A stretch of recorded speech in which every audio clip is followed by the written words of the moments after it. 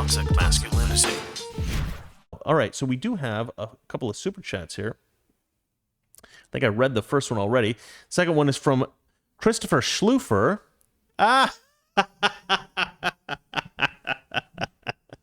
Christopher Schloofer. Schloof. Okay, this guy, we call him Schloof. He's an old friend of mine. He's a good buddy of my brother's up there in Oregon. That's pretty funny. I haven't talked to him in a while. We send messages occasionally on the phone. Let's hear, Chris. What you got to say? For being you and making me laugh while driving down the road. Well, thanks, man. That's Chris Schloof, everybody. Awesome guy. I want Chris to have his own reality show because he's got a crazy life. But he's a good dude up there in Oregon. Say hi to my brother for me. Chris, good to hear from you. Let's see here. We got another super chat, I think, from Ditto Head. He says, we appreciate you. Now say moose and squirrel. Moose and squirrel. I think I do a better Russian accent than Valer. So let me read some of these. Frank James says, I dare say the solution involves security, education, and economy. Schools should at least start out with their same tools. Okay, let me read that in English so I can understand it. I dare say the solution involves security, education, and economy. Schools should at least start out with the same tools. No, I don't think that they should start out with the same tools. I don't think they should start out with the same tools. And here's why I disagree with you, Frank. Because capitalism is all about innovation and invention, right? It's all about multiple approaches to the same thing. And so if you have 10 different schools with 10 different approaches, then one of those schools is going to emerge victorious. And so some schools may start out with fewer resources or more or different resources. And I think that's a very good thing. My brother had dyslexia. So here's the reason I'm so into education. I don't think I went to a particularly good high school. I think I went to a good high school. I don't think I went to a really good high school. Jesus is God says, I've been enjoying the talk while folding laundry. Okay, that's good. That's a good way to listen to my show, is to get some menial labor done and listen to the show. But so I didn't think I went to the best high school, but I had a pretty high IQ. That sounds really arrogant, but this is why, right? This is why I found it problematic. I had a fairly high IQ. I was in all the AP classes, or at least most of them, and it wasn't challenging to me. It wasn't interesting to me. There was nothing particularly good about my high school, and I recognized it at the time. At the time I was in high school, I recognized that my teachers weren't that good. And I thought, this is not really fair to me. It's not really fair to me that I have an ability to attain a very high level of education, but I can't attain that because my teachers aren't good teachers. And it was really frustrating. And I knew that had I gone to a much better school, I would be able to go to a much better university. And at the time, I actually thought universities were good, right? This was back in the 90s, right? When we still respected universities, stuff like that. And so even at that time, I thought there needs to be a better system to let kids go to schools that are more appropriate for them. Because my public school was basically, there is something great about American public school, really, in that I can't explain. There's something just unique about the experience of going to public school in America. I've talked to a lot of people internationally about this, and it's just a very unique experience. It's like when you're a kid watching TV shows and movies about high school, and then you get into high school, you notice, there are some things that they get right and there's some things that they get wrong. But in general, they're trying to express an experience in those movies and TV shows that you can perceive internationally, but you'll never really get to experience yourself unless you go to school here in America. And, we got that opportunity, and it's interesting. It's a fascinating and interesting experience and everything like that, but it's not an optimal way to educate our youth. Having schools with, just basically like this blanket of different subjects and, football and art and science all being sort of given similar weight. It just doesn't really work that well, I don't think. Here's everybody's like, oh, you can't shut down the music programs. You can't shut down the music programs.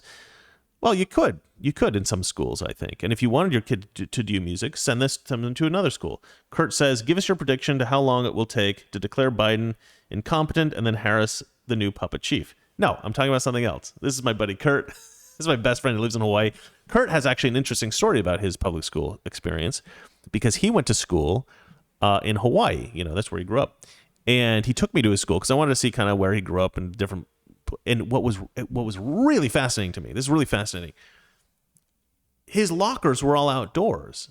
The hallways between classes were all outdoors. You didn't have one big school. You had a bunch of like little buildings that you would go from classroom to classroom, and everything was outside because it's Hawaii, right? I mean, it rains a lot in Hawaii, but it's always nice and warm, and so fascinating experience. Totally different than the experience you would get on the mainland, right? Where I went to school in Oregon.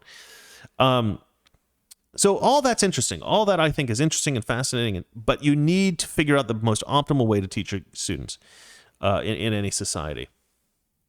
And for me, it didn't make sense. Like the way school system is now, it's just not optimized even remotely. And the teachers' unions are the biggest problem because you can't fire bad teachers. Teachers' unions they all have tenure. Teachers get tenure, which means that they are disincentivized to be good teachers. They're just incentivized to show up to work. And that to me is terrible. You have to pay people for merit if you want to get a good result out of them. And so teachers need to be paid via merit. The other thing that I have a big problem with is, so my brother was dyslexic when I was a kid. And he could not read. I mean, he couldn't read. He could read. He knew how to read, but he wasn't good at it. And the public schools couldn't teach him. They didn't have the training. They didn't have the techniques. They had no idea how to do it. So my mother would drive my brother an hour to school in the mornings. She would stay in Portland for however many hours he was in school, and then she would drive him back. And she quit her job to do that. And she made a massive sacrifice in her life, with her time and money. It was very expensive to send him to this school. And it was pretty far away. And, traffic sometimes made it longer than an hour. And it was just a headache for my mother. And she couldn't work. And, the family made less money. But this was a sacrifice that my parents decided they were willing to make because they wanted my brother to learn to read. So he went to this dyslexic school. It's a very special school. It was great. He did learn to read. Now he's competent at reading, He's not the best. He avoids it when he can, but he can do it. And that got me to thinking, because I knew a lot of dyslexic kids in Salem where I grew up. And I thought, well, this is kind of sad because my brother learned to read. He went to this special school to do it. We had the money to do it. We had the resources to do it. We had the time to do it. We were willing to make the sacrifice to do it.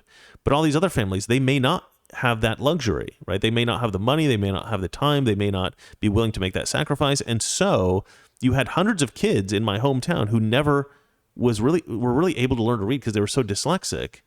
And it's like, well, what if you had a private organization that actually could just produce, build these schools for dyslexic kids, all over the place, and then the federal government paid for it. Well, then you would have a whole generation of kids that could all learn to read, even if they have these learning disabilities.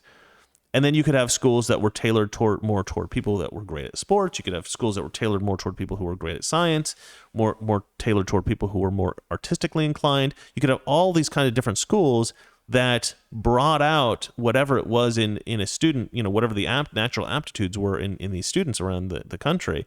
And you could find different teaching techniques that were actually better suited to people who maybe were more creative or maybe who were more high IQ or whatever it was. But the teachers union just rails against this over and over and over again. And I didn't mean for this to be a rant about me talking about the privatization of schools, but it drives me nuts that the Democrats basically say that Republicans don't care about anybody. They don't care about black people. They don't care about poor people. They don't care about students. They don't care about children. They don't care about anybody. They just are greedy a-holes that want to be rich, or country bumpkins who are morons, or whatever it is they think. And they just ignore the plans that we actually have and the ideas that we actually have. They just ignore it, or they say, well, that's just stupid. And then they're like, what we really need to do is just pump more money into the schools. That will work, even though it hasn't for decades. All right. I will stop talking now. I will answer Kurt's question. Give me your prediction on how long it will take to declare Biden incompetent, and then for Harris to, I think they're going to keep Biden in as long as they can, because they don't really want somebody who's going to contradict them. The people pulling Biden's strings, they like that he is just a malleable piece of Play-Doh. They love that he is incompetent because he can't stand up against them. I reported the other day that he was doing a press conference and he answered questions that he thought he wasn't supposed to, and he said, "Oh, I'm going to get in trouble. I'm answering too many questions." Well, who's going to get you in trouble, Joe Biden? You're the freaking president of the United States. You can't get in trouble. You tell other people they're in trouble. They don't tell you you're in trouble. I mean, what kind of president says, "Oh, I better do this, I'm going to get in trouble"? What a friggin' goon. All right, guys. That's it for me. Happy Friday. I hope you guys have an awesome weekend. I know I will, because I'm going to be making Mr. Reagan videos all weekend. I got to catch up a lot on my work, so I'm going to keep putting that stuff out. I'm going to try to figure out a system where I can do these videos. I can do Mr. Reagan videos. I can pump out this stuff, and I can still have time to write the novel that I'm trying to write and write the nonfiction book and get the AOC and the Squad cartoon done and do all the little side projects I want to do, as well as occasionally travel, because that is a high priority for me. So I'm going to see Kurt in a few months over in Hawaii. I think we're going to spend an entire month out there, which will be kind of fun.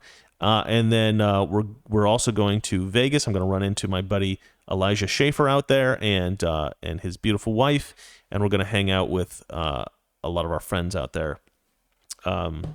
So that's going to be cool. I don't remember when that's happening, but Valeria knows, but she's not here, so I can't ask her.